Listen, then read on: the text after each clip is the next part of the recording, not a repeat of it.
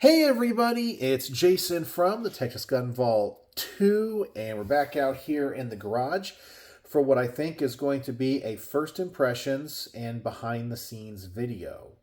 And I know a lot of you guys like the gun content first and foremost here at the Texas Gun Vault and all of its ancillary channels and social media. So we're going to start with the first impressions first. I always say that, and that never rolls off the tongue right. First impressions first. I don't know why I can't figure out a better way of saying that.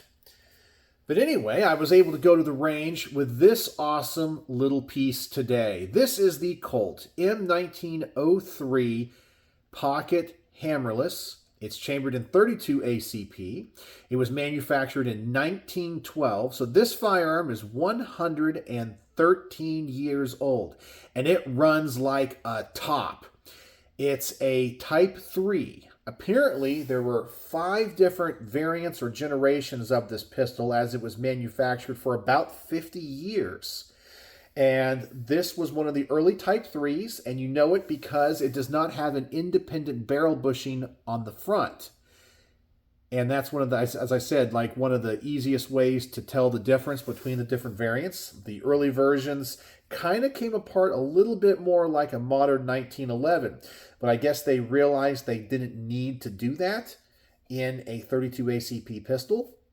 And you can definitely see how this gun evolved into the 1911. You can see a lot of the different stylings in it, like the scallop here at the front, the placement of the thumb safety, and it even has a grip safety as well.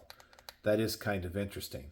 So what did I discover at the range? And by the way, I want to give a huge shout out to my good friend Mitchell, who lent this to the channel. This is one of the first 2 guns of his collection that he's letting me review.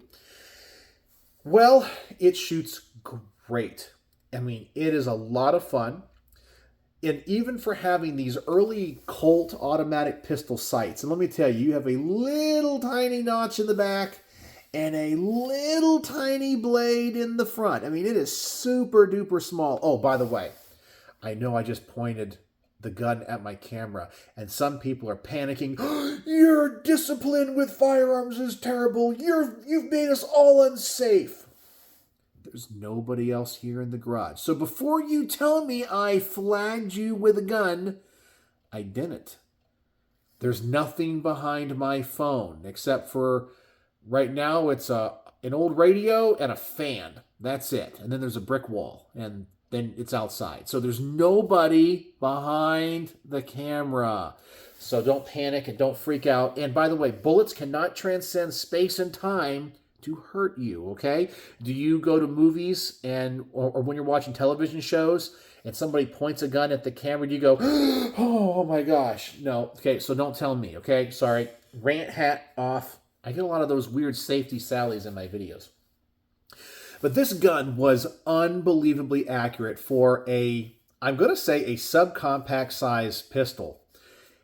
It has 8 round it has 8 round capacity magazines, and for a pistol of this time, that was probably quite a lot. And it ran 100% reliably for me. It had strong ejections, consistent ejections, and pretty much ran every type of ammo that I put through it. I think I'm going to make a statement in my range report that this kind of is like the Glock 19 of the first half of the 20th century. This gun was used by gangsters and law enforcement alike. It was also a general officer's pistol in the United States military. They used this and the M1908, which is exactly the same gun but chambered in .380. And this gun should not be confused with the M1903 Pocket Hammer, which is in 38 ACP. And that's pretty much a defunct or dead cartridge. And obviously it had a hammer. Now, even though this is called the Pocket Hammerless, it actually does have a hammer. It's just internal, and it can't snag on anything. So, as I said, this thing in a way is kind of like the Glock 19 of the early 20th century. So it was compact, it was reliable, and it gave you lots of firepower for the time. I mean, compared to more modern handguns, not as good. But for the time, this thing was probably a game changer. And I can see why people of all walks of life and both sides of the law carried one of these things. I believe it was it John Dillinger was holding one of these when the FBI shot him. There was, I believe, Bonnie and Clyde used one in some of their escapades or bank robberies. It was just that prolific of a gun.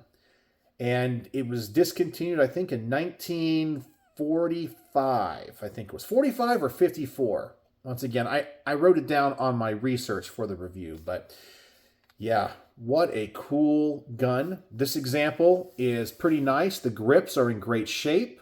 Most of the bluing is there. Yeah, fantastic gun. I had a wonderful time with this piece. And one of my big takeaways from this gun, I think, is going to be more political in nature, because this gun, as I mentioned, is 113 years old. And here I am reviewing it in 2025. I mean, think about that. The person that assembled this gun in Colt's factory in Hartford, Connecticut, has probably been gone, deceased, passed on 80 years ago. This gun was around the year the Titanic sank. My grandmother, who passed away at the age of 94, was born in 1917. This gun was already 5 years old when my grandmother was born, and she lived her entire life, passed away, and this gun is still around, and here I am reviewing it, and it shoots just like the day it probably came off the assembly line. And the takeaway politically is gun control advocates do not understand that guns are durable objects. They don't go bad. And a lot of them, even if they're not well taken care of, are still going to work long into the future. There have been generations of Americans that have been born and died since this pistol was made. And it still works. So imagine all the hundreds of millions of guns that are in circulation here in the United States. Those guns aren't going anywhere. You'll never collect them all, and they will outlast everybody alive today. It's quite amazing. So they need to stop thinking about banning guns, because they're not going anywhere anytime soon. So anyway, that's my thoughts on the Colt M1903. What an amazing gun. It is going to get 5 out of 5 stars. Now, there are a couple things about it that I don't like, but they're more artifacts of the time. I'm not the biggest fan of the heel release. I wish it did have a button, but this was a time when semi-automatic pistols, or auto-loading pistols as I think they really called them back then, were just in their infancy. So it was not a standardized thing. I know the heel release makes sense, and it's still popular in European countries. This one is not too bad. It's easy to actuate, and it does not have a last round bolt hold open. It just doesn't. So a lot of times in my review, I was counting the rounds, so I knew when I was out, but you just have to get used to that when you shoot this pistol. So those are just two small gripes, but as I said, it's just an artifact of the design and the time in which it was manufactured. So there you go. The Colt M1903 Pocket Hammerless in 32 ACP. Fantastic gun. It was awesome to get to shoot a piece of history today. And I also did a field strip video of it today, but I will film the garage portion of the range report on this tomorrow. I'm currently working on the script. So there you go. So tell me, have you ever shot or used a Colt Pocket Hammerless M1903? And do your experiences with that one mirror mine? All right, so let's talk about the behind-the-scenes stuff. Now, I know this gets a little bit boring for some people, so if you choose to turn away from the video now, I completely understand, because you don't want to hear me talk about running YouTube channels. I will not be offended. I want to thank you for being here as long as you have, and I'll give you guys a word of the day, if that's what you want to do, and use that in the comment. The word of the day is going to be pocket. Pocket is the word of the day because we talked about the Pocket Hammerless from Colt. Okay? And if you're leaving me now, have a wonderful day, evening, or morning, wherever you are.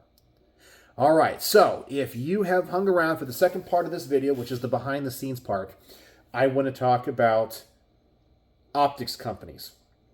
And I think in the past I have talked about some companies that are ungrateful regarding YouTube content. So as my channel gets bigger and as the email address, texasgunvault@gmail.com, kind of gets passed around in certain circles, I inevitably have companies reach out to me. I think I told you I have a suppressor company that has reached out to me through Instagram. I have another gun company that is sending me a rifle, but I've worked with them in the past. Dira Arms. I get, flashlight stuff from like Olight and different like Chinese optics companies and so forth. It's just inevitable. And I'm at the point where I can kind of pick and choose what I want to do because I have a backlog on content. And I know that my channel primarily focuses on firearms. That's my bread and butter. So if a company contacts me about a product, not a firearm, then it kind of goes on the back burner. And I can decide, well, do I want to do that red dot? Do I want to do that optic? Does it offer any value on my channel? And I will turn down some. Some of them I look at and go, no, it's just not for me, or it's not the type of product that I'm interested in reviewing, or so forth. So another optics company, a scope company, night vision company, contacted me recently and wrote, they always have like these forum emails. And it's funny because my email address is the Texas Gun Vault, or that's the name on it. And I guess their autofill AI just thinks the is my first name. So it says, hello, the. And then it gives me the form letter. But anyway, this person actually called me by my name, Jason. I was like, okay, so obviously they know enough about my channel to use my real name, not just say, hey, the Texas Gun Vault. So I read it, and it was a night vision optics company that makes, we're going to say, budget-friendly night vision stuff. And that's not necessarily anything I could review. And I replied to them, I said, listen, it's not what I don't hunt. I don't shoot in darkness. I just don't review that type of thing. I'm sorry. And they responded back, well, we have some other products you might be interested in. One is a scope. It's very similar to the Sightmark Latitude you recently reviewed. I was like, yeah, okay. So obviously you saw that on my channel. And they said also for, I guess, mounting to a rifle, they have like a Picatinny mounted camera. It shows like action shots, and you can record your shooting experience. I'm like, that actually kind of sounds kind of cool. Like imagine I could shoot a rifle and show a completely different perspective. I was like, that sounds really good. So instead of having to like mount a GoPro, which I never have done on any of my rifles, but you've seen those types of shots, it like mounts to your receiver. I'm like, that actually looks pretty cool. So I said, okay, you know what? You convinced me. That product sounds neat. What do you need from me? And they sent me this list of things like, hey, we'd like you to do like an unboxing. We want you to show off the features. I'm like, yeah, it's everything I do. You've seen my other optics reviews. You totally get it, And then they said, you can keep it for as long as you need, but you need to return it to us. And here was my response to them, okay? Now, I know when I review guns like this, right? This is lit to the channel from a friend. And when I borrowed it from Mitchell, I know he is not giving me the gun. I am honored. I get the opportunity and the honor of getting to shoot his firearm. And because this is the bread and butter of my channel, it's totally worth it because the content on the guns is going to get me a lot more viewers and a lot more people interested in what I do. A product review, not as much. So I have no problem spending time, effort, energy, and ammunition on reviewing guns. It's just par for the course because my return on investment of my time and whatever it costs me to, produce the video, whether, as I said, be ammunition or the cost of equipment or whatever, even though my channel generally is a losing proposition, I recover a little bit of that money. Product reviews, not that much, especially the ones where I have to expend ammunition. So I replied to them and I said, listen, I said, maybe you don't understand how content creation works, because you might even notice there's a big, shelf back there. All those boxes back there are full of the optics that I have reviewed. Now, a lot of them are just in the boxes, but I get to keep the optics. So I look at it as, okay, so I'm going to spend and burn through, a couple boxes of ammo if it's a pistol, a red dot. If it's a rifle, oh man, I got to probably spend, 100 rounds, and I try to be very judicious with my ammo use so I don't spend too much on it on a product review. But hey, if I get to keep the $600 scope, even though I might not use it, I might have a use for it in the future, I go, you know what? It's worth me doing because I have the product, and in the future I can compare it to other scopes, or I could use it in some capacity. So I go, okay, so even though I'm going to lose my butt on the video when it comes to time, ammo, effort, energy, at least I get something tangible for all the work that I put into it. So I replied to them and said, listen, I'm not sure if you understand how this works, okay? In that everything you're asking me to do, and they, as I said, they had a list of things they wanted me to do, like, use it on a rifle, show how it works, shoot the rifle, so many rounds. I said, listen, number one, a video that goes on my channel, every range report, product review, most of the optics reviews, firearms and suppressors take the most. And I said, I probably have 5 to 6 hours into a video, like from the time of me picking this firearm up to going to the range, setting up the cameras, doing my research, editing the range footage, writing the script, filming it all here in the garage, editing it all after I do that, uploading it, creating the thumbnail, doing everything I have to, easily 6 hours of time. Okay, it might not be one big chunk, but it's 6 hours of time generally to produce the content, which is going to be between 20 and 30 minutes long. So my time is valuable. Okay, now when I make firearms content, I do it because I love it. But if a company contacts me, or for example, let's see, this here, I reached out to my friend Mitchell and said, can I review that? So that was me reaching out. So all of that is on me when it comes to the energy and time I put into this. But when a company reaches out to me, they're asking me to do them a favor. That's what it is. They're asking me to create essentially a commercial for them. Okay, so it's advertisement. So if they wanted to run an advertisement, what are they going to do? They're going to have to pay money to an ad agency or to Google Ads or whatever and have somebody create that ad for them. No one's going to work for them for free, right? Or spend money to create that ad. It's just business, guys. It's just business.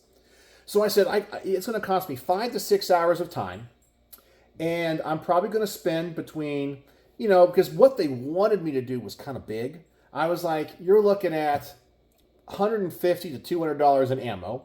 My time, and because you're asking me to create the content, I did not reach out to you. You asked me. I charge $100 an hour. That's just my going rate. I'm going to charge what I think I'm worth.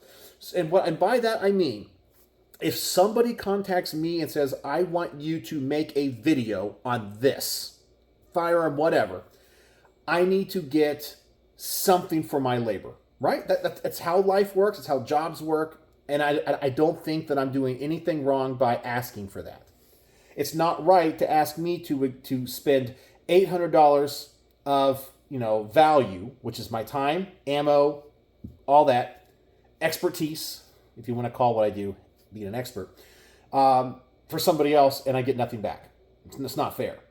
So I said, okay, I'll charge $100 an hour, and I'll charge you for 6 hours, and I need $150 to $200 worth of money for ammo, essentially. And I said, that's just the way it's going to have to be, because you came to me, I didn't come to you, and if I can't keep the optic, which was like $600, I have nothing to use it for in the future. I'm not going to do it because I'm not going to recoup my money on that. And they replied pretty much saying, well, this is going to give exposure to your channel. Well, I hate to tell you, exposure doesn't pay the bills, okay? So, no. And I said, I'm sorry, we can't collaborate at this time. And they kind of said the same thing to me. And I am just kind of putting the word out to other YouTubers. Even if you are super duper small, okay, and you're just starting out. Now, I'm a super small channel too, on the main channel. I'm going to tell all of my fellow content creators, don't do anything for free. Now, what you get paid for might not be money. It could be the product. It could be other things. Don't sell yourself short. And I can't believe that there is an optics company that has optics on their website that go between, on the low end, $600 to on the high end, $1,500. And expect people to create free advertisement for them and to spend their own money on ammunition and spend all of their time creating the content to a specific script. No, that's not going to happen. That really pissed me off. In a way, I kind of want to make a video about that company and kind of call them out. Maybe, I tell you what, because to be honest with you, I don't even remember the name of the company right now in my head. I will put the name of the company in the description. So you know, in my opinion, I'm going to recommend to never buy any of their products. Do not buy their products because the way that they treat content creators. It is not fair and not right, and I'm going to call them out on it. So there you go. That is the behind the scenes portion of today's video. So if you watch to the end of this part of the video, the word of the day is going to be, if you want to use it in a comment, let's say unreasonable. Unreasonable is the word of the day because this optics company was unreasonable and honestly, I think kind of rude, and they do not understand content creation. I cannot believe that they would ask me to work for free, spend $150, $200 of my own money on ammunition, follow their script so they can get a free commercial, and then I have nothing to show for it. So all I can say is screw them. So there you go. But I'll put the name of the company, maybe in the title, maybe in the description, maybe as a comment. I don't know. I'll figure that out once I upload this video. So there you go. Thanks for joining me here in the garage. And once again, tell me about the Colt M1903 Pocket Hammerless if you've ever gotten to fire one. And that's all I got for you tonight. So, as always, thanks for watching.